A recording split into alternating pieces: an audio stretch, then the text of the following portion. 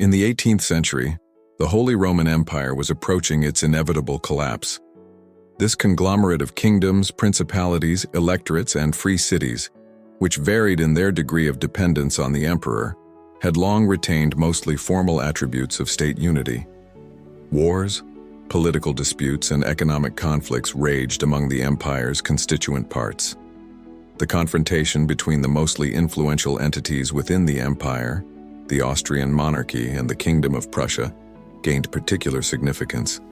The Austrian Habsburgs, a dynasty that ruled and held the imperial throne, managed to seize vast territories and possessed extensive domains that were not part of the Holy Roman Empire. To some extent, the Habsburgs sought to distance themselves from the internal affairs of the empire and pursued their own separate policies aligned with Austrian interests. Similarly, the Hohenzollern dynasty, which transformed Prussia into a powerful kingdom, also held significant territories outside the Holy Roman Empire. This allowed local rulers to independently engage in European politics. The Habsburgs sought to maintain their dominant position, while the Hohenzollerns aimed to challenge the hegemony of the imperial dynasty in Central Europe. This rivalry led to military conflicts between Austria and Prussia, the most notable of which were the three Silesian Wars. Each of these wars was part of the larger global conflicts, the War of the Austrian Succession and the 7 Years' War. Prussia consistently emerged victorious in its confrontations with Austria. If you wish to learn more about both wars, we have already covered them on the channel.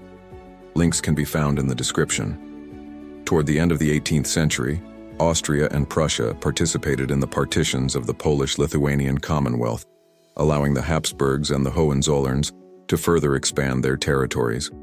Later, despite their own ambitions, they united in the face of a common enemy, the French Empire. It was the Napoleonic Wars and Napoleon Bonaparte himself that marked the end of the Holy Roman Empire. When the last emperor of the Holy Roman Empire, Francis II Habsburg, learned that his rival, Napoleon Bonaparte, planned to crown himself Emperor of France, he decided to act preemptively. In the summer of 1804, he proclaimed himself Emperor of Austria as Francis I. After this, the title of Holy Roman Emperor definitively became secondary. In 1805, Napoleon Bonaparte defeated Francis Habsburg and his Russian allies at the Battle of Austerlitz. The following year, under the protection of the French Emperor, the Confederation of the Rhine, a coalition of German states was established.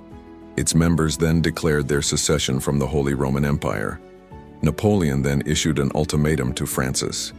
He had to renounce the title of Holy Roman Emperor or face a new war with Austria, initiated by the protector of the Confederation of the Rhine, Napoleon himself. That same year, Francis abdicated the title and officially dissolved the Holy Roman Empire. Ultimately, Napoleon was defeated. We have also covered this on the channel with a link available in the description. The Congress of Vienna, 1814 to 1815, not only established a new order in Europe, but also facilitated the creation of the German Confederation, a successor to the Holy Roman Empire.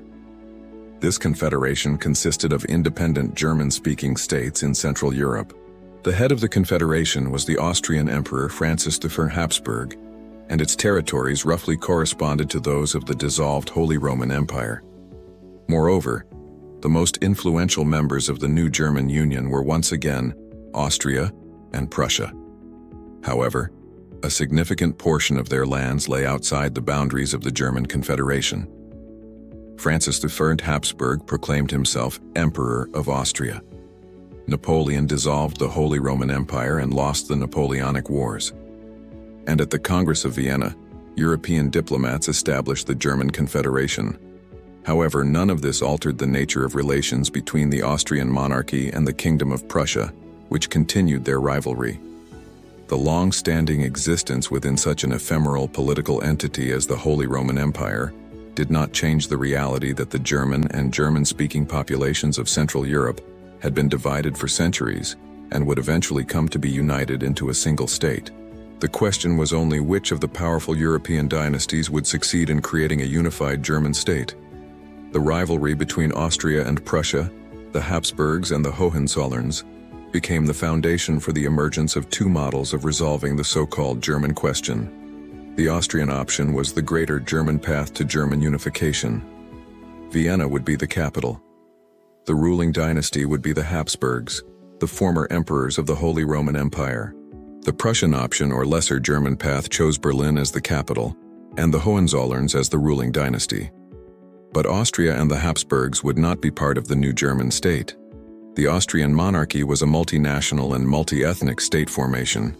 Not without reason was this empire often referred to as patchwork. Among all the other peoples, of course, there were Germans, but more than half of the population was composed of Slavic peoples: Czechs, Slovaks, Poles, Ukrainians, Slovenes, Croats, and Serbs. Additionally, a significant portion of the population consisted of Hungarians, Romanians, and Italians. This diverse composition, in the opinion of many Germans, made the lesser German path more appealing. Under the greater German path of unification, the new state would not be predominantly German from a national perspective. The first attempt to unite Germany took place during the revolutions of 1848 to 1849, known as the Springtime of Nations. A wave of liberal democratic revolutions swept across Europe, shaking outdated monarchical norms in many countries. This was the largest revolutionary wave in European history, and it also impacted the German Confederation and the Austrian Empire. One of the main issues of the German Revolution was the idea of creating a unified German state in March 1848 in the free city of Frankfurt, where emperors of the Holy Roman Empire had once been crowned. The first pan-German parliament began its session.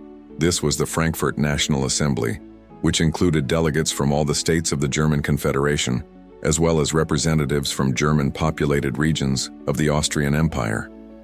At the Church of St. Paul, where the parliamentary session took place, the following state-building issues were discussed: the lesser German or greater German path to German unification, forms of government, monarchy, elective monarchy or republic, and forms of political structure, federation, or centralized state.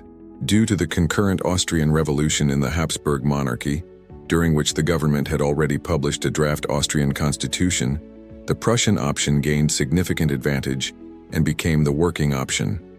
Ultimately, the Frankfurt National Assembly prepared a draft constitution. The new Germany was to become a constitutional monarchy, with the role of ruler assigned to the Prussian king, who would receive the hereditary title of Emperor of the Germans.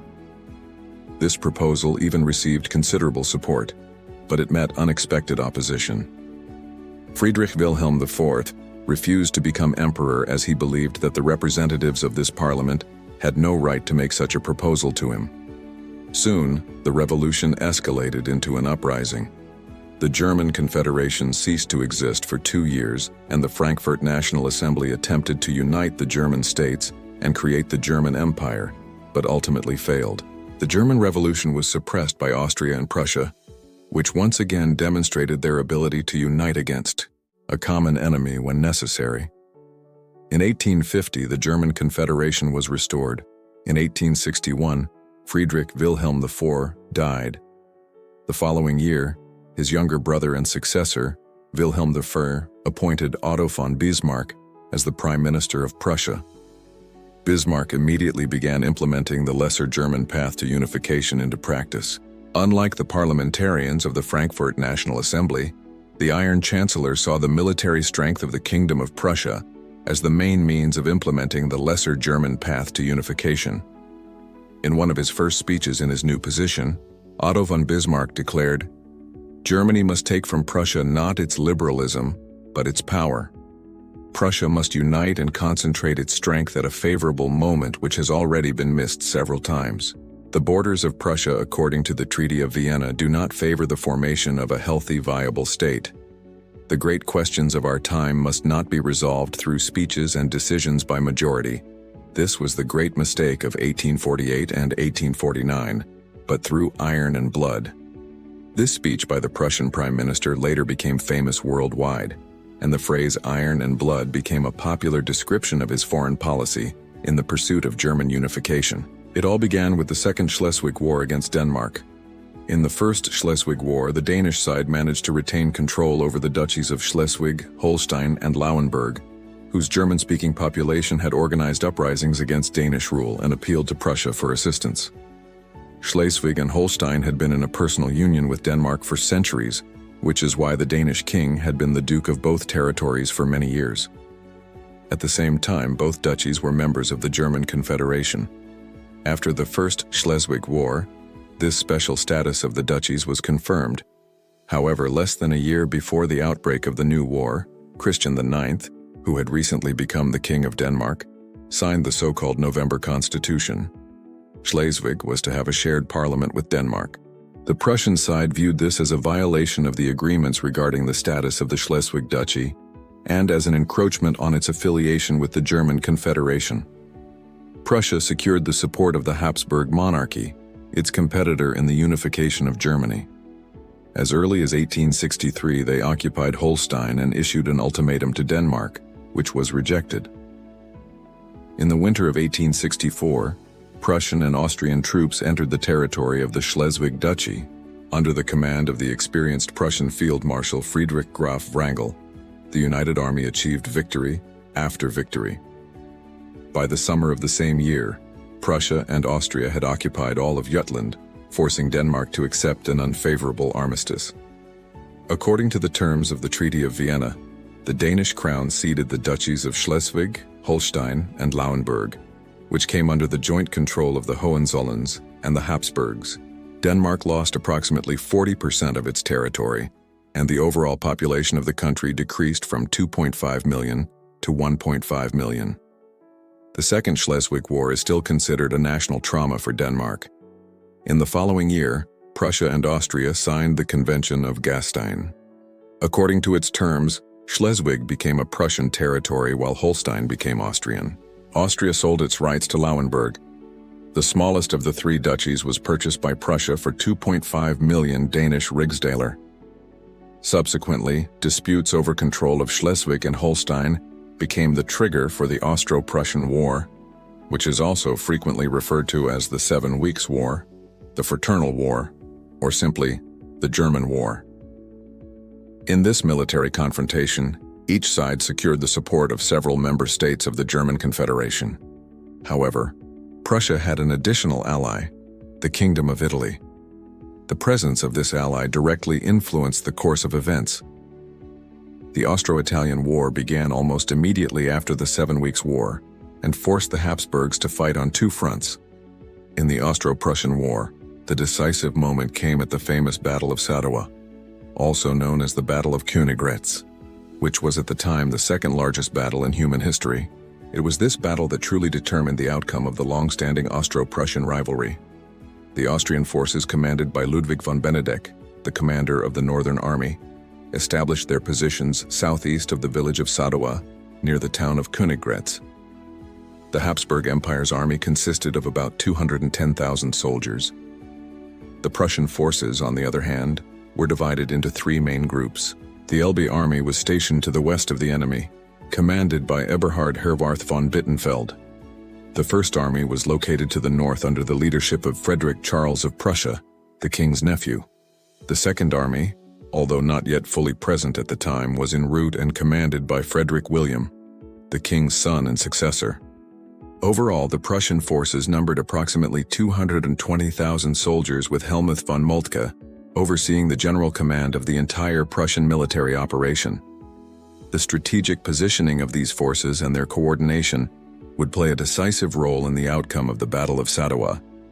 The Elbe Army and the First Army of Prussia simultaneously began military operations against Austria's Northern Army. Despite the numerical superiority of the Austrian forces due to the absence of the Prussian Second Army, the pressure from the advancing Prussians and the looming risk of encirclement compelled Ludwig von Benedek to order a retreat toward Königgrätz. This withdrawal turned out to be disastrous for the Austrians. What began as a strategic retreat soon degenerated into a chaotic and disorganized rout. Despite this, the Prussian forces were unable to effectively pursue the retreating Austrian army. This failure allowed the Austrian troops to regroup and re-establish their positions near Königgrätz. The events leading up to the Battle of Königgrätz, the decisive battle of the Austro-Prussian War, were characterized by strategic maneuvering, missteps during retreat, and Prussian operational efficiency, which would ultimately determine the outcome of the war. Ludwig von Benedek was shocked by the losses the Austrian army suffered during its retreat. In response, he urgently asked Emperor Franz Joseph I to negotiate peace with Prussia. However, after receiving a refusal, he was forced to direct his forces toward Königgrätz and prepare for a general battle. Although the Austrians still had a significant numerical advantage for a time, allowing them to conduct counterattacks and resist the advancing Prussians, the situation rapidly worsened upon the arrival of Friedrich Wilhelm and his nearly 100,000-strong Second Army. The combined pressure of the two Prussian armies ultimately led to the defeat of the Austrian forces. The battle ended in a devastating loss for Austria with total casualties, dead, wounded, headed by Franz Joseph. The Reich was dissolved. In 1867, the Austrian Empire transformed into the Austro-Hungarian Empire through the so-called Austro-Hungarian Compromise. This compromise was a response to the ongoing crisis within the Habsburg monarchy, which was fueled by military defeats, the Hungarian Revolution of 1848 to 1849, and the rise of nationalist movements among the Slavic peoples within the empire.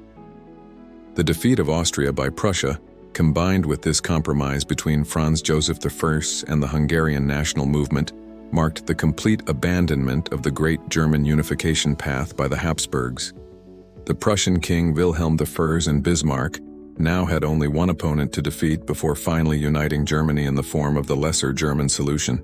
The Second French Empire, led by Napoleon III Bonaparte, the nephew of Napoleon I. The pretext for the war was a diplomatic scandal and the so-called Ems Dispatch. Yet, there were also more fundamental reasons for the conflict.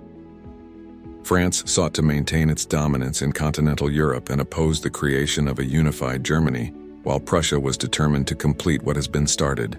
The most famous battle of the Franco-Prussian War was the Battle of Sedan, which ended with the capture of French Marshal Patrice de MacMahon, Emperor Napoleon III Bonaparte, and over 100,000 French soldiers for the Prussian general Helmuth von Moltke the Elder. It was another swift triumph mirroring his victory at the Battle of Sadowa. On September 4, 1870, the Second French Empire ceased to exist. Napoleon III was deposed in absentia, and on the same day the French Third Republic was proclaimed. The Battle of Sedan was a crushing victory for the Germans, but it did not end the war. Still, it cleared the way for Prussian troops to advance on the French capital. The siege of Paris lasted 4 months and ended with the city's surrender.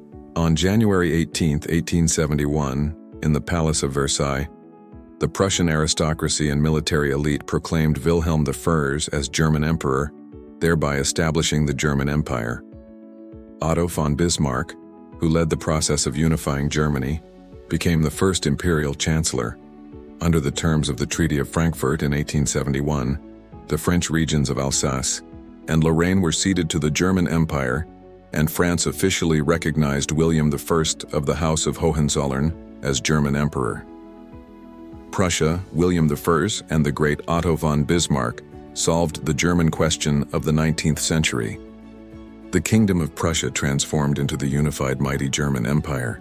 During the unification process of Germany via the Lesser German solution, the Hohenzollern dynasty annexed more than a quarter of Denmark and directly influenced France's transformation from an empire into a republic.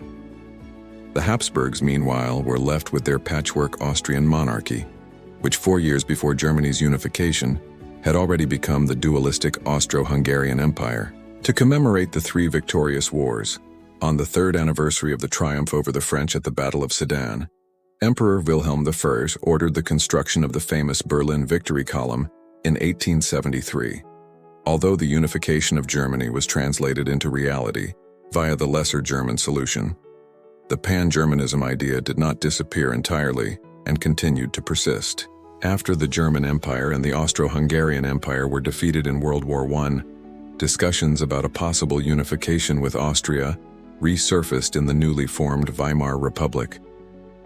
Later, when Adolf Hitler became the Chancellor, the German Reich annexed Austria in 1938 in accordance to the Pan-Germanism ideas.